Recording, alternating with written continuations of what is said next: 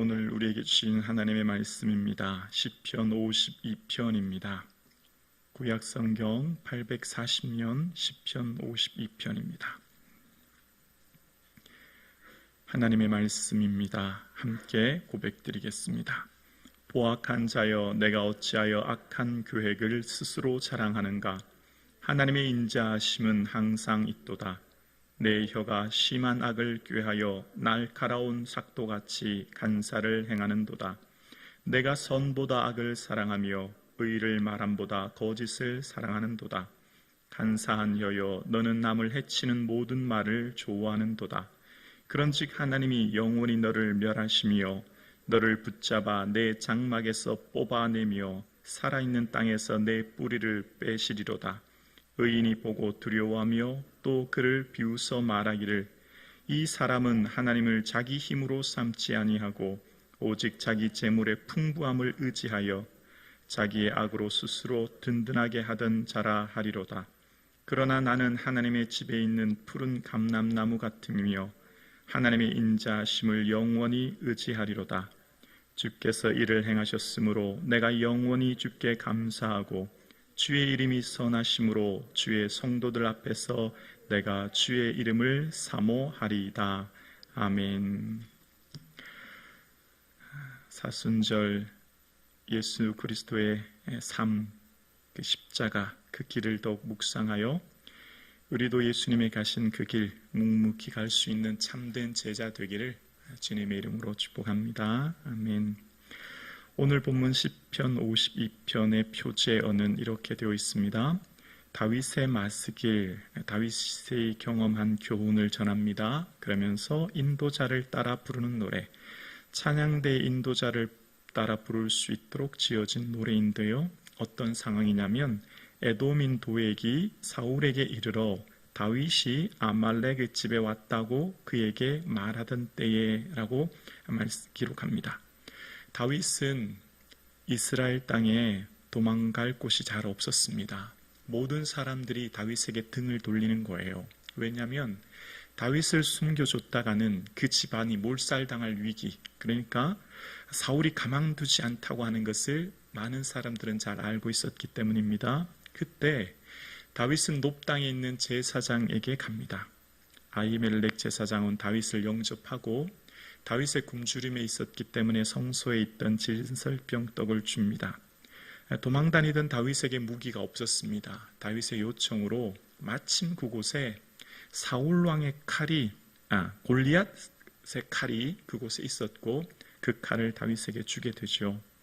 그런데 그 사실을 안 사람이 있었습니다. 바로 에돔 사람, 다윗의 목자장 도액이라는 사람인데요. 목자장이라고 하는 것은 사울의 개인적인 재산, 그러니까 양, 무슨 소 같은 가축을 기르는 그 목자들의 총 책임자라고 할 수 있는데, 그 사람이 그 사실을 알고 사울 왕에게 고자질을 한 겁니다. 평소 도액은 이방인으로서 진급의 한계를 느꼈고 이번 기회에 다윗의 사울 왕의 총애를 받고자 하는 마음이 있었고, 그래서 자신이 드디어 기회가 왔다고 생각했고, 에돔 사람은 다윗의 모습, 그러니까 아히멜렉 제사장이 다윗을 도왔다라고 하는 고자질을 합니다. 그런데 에돔 사람 도에게 그 말 한마디가 엄청난 비극이 일어납니다. 에돔 사람 도에게 그 말 한마디로 인해 제사장 집안의 85명, 한 마을이 몰살되고 심지어 젖 먹는 아이까지 죽게 되는 끔찍한 일이 벌어진 겁니다. 그곳에 있는 모든 가축까지 죽이게 되죠. 사울은 도에게 말을 듣고 제사장들을 다 죽이라라고 얘기할 때 사울의 호위병들은 제사장들을 죽이지 못합니다. 왜냐하면 하나님이 세우신 거룩한 제사장이거든요. 제사장에 대한 거룩한 두려움이 있었어요. 그런데 이방 사람 도액은 그런 마음이 없었죠. 사울왕은 도액에게 그 일을 시킵니다. 도액이 가서 제사장 집안 전체, 마을 전체를 완전히 몰살시켜요. 어린 젖먹는 아이까지 몰살하는 끔찍한 일이 벌어진 겁니다. 그 소식을 그 중에서 살아난 한 사람 아히멜렉의 아들 아비아달이 몰래 도망쳐와서 다윗에게 그 사실을 알리죠. 그때 다윗은 충격과 분노를 느낍니다. 그리고 그 아비아달에게 말하죠. 내 아버지 집의 모든 일은 나의 탓이로다. 자책하는 거예요. 얼마나 고통이 컸겠어요. 차라리 내가 고통당하면 괜찮을 것을 하나님의 거룩한 제사장 집안이 완전히 몰살당한 거예요. 그 고통에 견딜 수 없는 아픔을 느끼는 겁니다. 그래서 다윗은 숨을 곳이 없자 이후에 드디어 블레셋 땅으로 도망가게 되죠. 그 사건을 배경으로 오늘 시편이 쓰여진 겁니다. 이방 사람 도에게 말 한마디로 일어난 끔찍한 비극, 그 현장을 다윗은 듣고 오늘 시편을 기록하면서 이렇게 말합니다. 포악한 자여 내가 1절입니다. 포악한 자여 내가 어찌하여 악한 일을 스스로 자랑하는가. 하나님의 인자하심은 항상 있도다. 2절입니다. 내 혀가 심한 악을 꾀하여 날카로운 삭도같이 간산을 행하는 도다. 오늘 본문의 포악한 자라고 하는 원어의 기뽀르는 용사, 영웅, 장군이라는 의미가 있어요. 아주 힘 있는 사람, 권력 있는 사람, 그런 모습을 등장합니다. 그 사람의 마음속의 계획은요, 악한 계획을 한다는 거예요. 그러나 하나님은 항상 그를 보고 있다는 거죠. 그 사람의 혀로 어떤 모습이 그려집니까? 날카로운 삭도, 칼처럼. 여러분, 입술에 칼이 숨겨져 있다는 것 여러분 아십니까? 여러분 입술에는 엄청나게 날카로운 칼이 매번 숨겨져 있고 자칫 잘못하면 그 칼이 내 입술에서 나갑니다. 도액 사람, 에돔 사람 도액의 한마디의 말 때문에, 그 고자질 때문에 제사장 집안 전체가 몰살되는 끔찍한 일을 하죠. 그래서 다윗이 말합니다. 입술이, 혀가 날카로운 삭도라고요. 이런 말 들어보셨죠? 입술에서 30초, 마음에서 30년. 말 한마디의 상처는요, 지워지지 않아요. 그 사람은 그 말 한지도 몰라요. 사울왕의 타오르는 시기심에 불을 끼얹는 사건, 도에게 고자질은 사울왕의 열등감을 불타게 했고, 그래서 제사장 집안을 몰살시켰습니다. 여러분, 우리의 신앙생활의 공동체를 분열시키는 것은요, 뭐뭐 하더라 라는 말이에요. 말을 옮기는 거예요. 김 집사님, 글쎄 그거 알아? 사람들이 모였는데 이 집사님이 김 집사님에 대해서 이런 말 하던데. 말을 옮기는 건요, 늘 나쁜 말을 해요. 부정적인 말.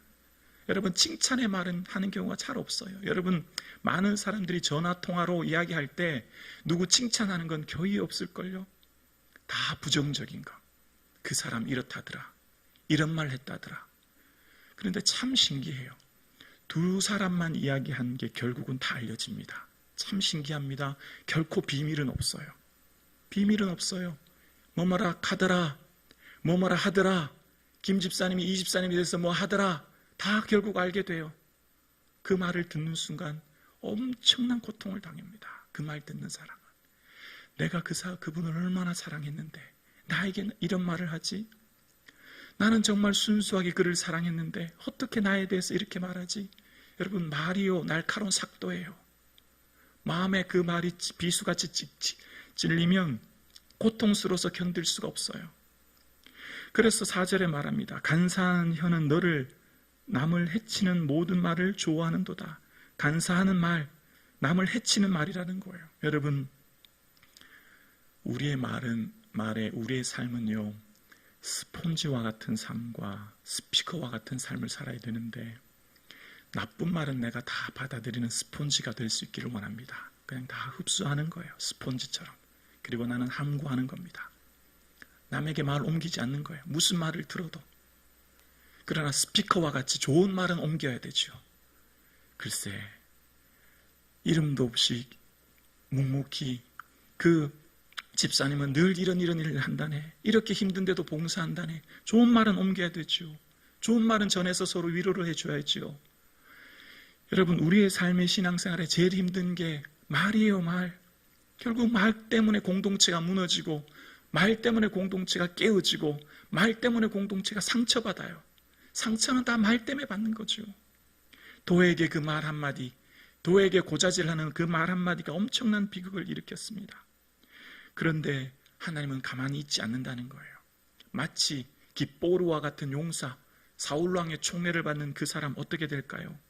5절에 보면 그런즉 하나님이 영원히 너를 멸하시며 너를 붙잡아 내 장막에서 뽑아내며 살아있는 땅에서 내 뿌리를 빼시리로다. 오늘 5절은요, 전쟁을 비유하고 폭풍을 비유합니다. 전쟁이 나면 전쟁에 점령한 그 강대국이 장막에 들어가서 숨은 모든 사람들, 아녀자부터 아이까지 잡아 끌어내는 듯한 표현입니다. 멸하고 붙잡아 끌어낸다는 거예요.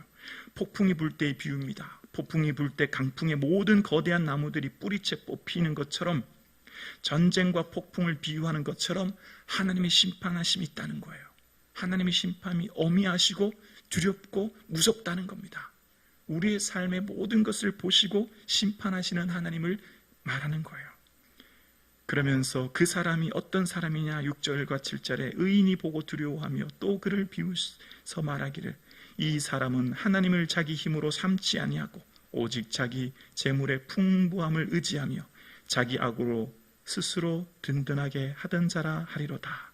이 사람은 이라는 원어의 뜻은요, 힘내라는 원어의 뜻이 담겨져 있어요. 보라 그 사람, 모든 사람에게 마치 소개하듯이 보라 그 사람인데요, 여기 그 사람이라는 사람은 게베르라는 의미입니다. 게베르는 그냥 남자라는 의미예요. 그냥 평범한 사람. 조금 전에 용사, 포악한 사람은 용사, 장군, 기뽀르라는 말을 했지만 하나님 보시기에 시시한 한 사람, 남자일 뿐이에요. 에돔 사람 도액 사울 앞에서 목자장을 하고 사람들의 총애를 받으니 대단한 것 같지만 하나님은 그렇게 보시지 않으세요. 그냥 한 사람의 남자일 뿐인 것이죠. 사람들의 얻어진 권위, 권력, 하나님 보시기에 아무것도 아니에요. 사람들은 사울왕의 권력이 엄청난 것 같지만 하나님 보시기에 아무것도 아니라는 거예요. 기뽀르, 용사, 장군이라고 했던 그 표현을 게베르, 그냥 한 남자라고 이야기합니다. 모든 사람하고 똑같다는 거죠. 그래서 그 사람은 어떤 사람이냐고요? 하나님을 자기 힘으로 삼지 않는데요. 여기 힘이라고 하는 간주 숫자 2번 아래쪽에 나눠주에 보면 성이라는 표현이 있어요. 하나님을 자기의 성으로 삼고 하나님을 피난처 삼는 사람이 아니고 하나님을 힘으로 삼지 않고, 이 사람의 힘은 뭐냐면 재물입니다. 재물. 많은 재물이 자기의 힘이에요. 오늘도 마찬가지 아닙니까? 재물이 있는 사람이 권력 아닙니까? 재물이 성이 되고 재물이 내 능력이 되는 시대 아닙니까?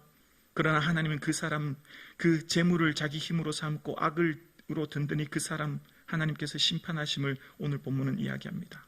그러나 8절입니다. 그러나 나는 하나님의 집에 있는 푸른 감람나무 같으며 하나님의 인자하심을 영원히 의지하리로다. 여러분, 그러나 나는, 이 말을 들었을 때 다윗, 그러나 하나님, 저는 하나님을 의지합니다. 하나님, 저는 푸른 감람나무 같음을 고백합니다 라고 고백해요. 팔레스틴 지역의 감람나무는 축복과 평화를 상징한다고 합니다. 이 감람나무의 특징은 원기둥, 원싹이 싹 잘려나가도 새로운 싹이 또 솟아나서 살아난다는 거예요. 감람나무는 보통 크게는 30m까지 높게 올라가 자란다고 해요. 그런데 감람나무가 어떻게든 싹이 잘리고 밑 기둥이 잘라도 결코 죽지 않는다는 겁니다. 또다시 싹이 나서 올라간다는 거예요. 하나님, 사울왕이 저를 공격해오고 저 때문에 아히멜렉 제사장 집이 몰살당한 고통이 있었지만 하나님만 의지합니다. 하나님, 결론 저는 결코 죽지 않을 것을, 이 감람나무같이 주님이 지켜주실 것을 저는 믿습니다. 그 고백하는 거예요. 그러면서 9절입니다. 우리 9절 함께 고백할까요? 주께서 이 일을 행하셨으므로 내가 영원히 주께 감사하고 주의 이름이 선하심으로 주의 성도 앞에서 내가 주의 이름을 사모하리이다. 아멘. 하나님께 영원히 감사하고 하나님의 이름을 사모하고 주님을 바라본대요. 누군가 내게 분명히 상처되는 말을 들은 분이 계실 거예요.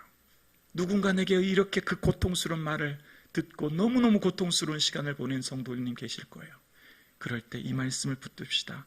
주님 바라보고 주님 의지하고 나를 감람나무같이 붙드시는 주님께 감사하고 힘들고 어렵지만 주의 선하심을 바라보고 하나님만 의지하는 저와 여러분 되기를 주의 이름으로 축원합니다. 이것이 오늘 저와 여러분에게 말씀하시는 하나님의 말씀이에요. 99마디 칭찬의 말을 들어도 한마디 상처의 말을 들으면 잊지 못하는 게 우리 인간 아닙니까? 그러나 나는 하나님 의지합니다. 그러나 나는 하나님 푸른 감람나무 같이 주님이 나를 붙들어 주실 것을 믿습니다. 그럼에도 불구하고 하나님 영원히 주님 감사하며 주님의 이름을 사모합니다. 이 고백, 이 다윗의 고백 우리도 붙들 수 있기를 주의 이름으로 축원합니다. 걱정하지 마시고, 여러분은 하나님이 사랑하십니다. 여러분은 하나님이 보호하시고 붙드십니다. 세상 누구보다 하나님이 귀히 여기시고 아끼는 분이 여러분입니다. 사단은 누군가의 말을 통해 여러분의 믿음을 흔듭니다. 사단은 누군가의 말을 통해 여러분의 상처를 주고 아픔을 주고 그 한마디 말 때문에 밤잠 이루지 못하고 고통스럽게 합니다. 그것이 사단의 전략이에요. 날카로운 삭도같이 고통스럽게 합니다. 또 생각나고 또 생각나서 나를 무너뜨리고 나의 마음을 무너뜨리고 아프게 합니다. 그러나 기억하십시오. 성령님은 여러분을 일으켜 세워주십니다. 위로하십니다. 성령님은 여러분에게 끊임없이 말씀하십니다. 걱정하지 마라. 너는 내가 감람나무 같이 너를 붙들고 있다.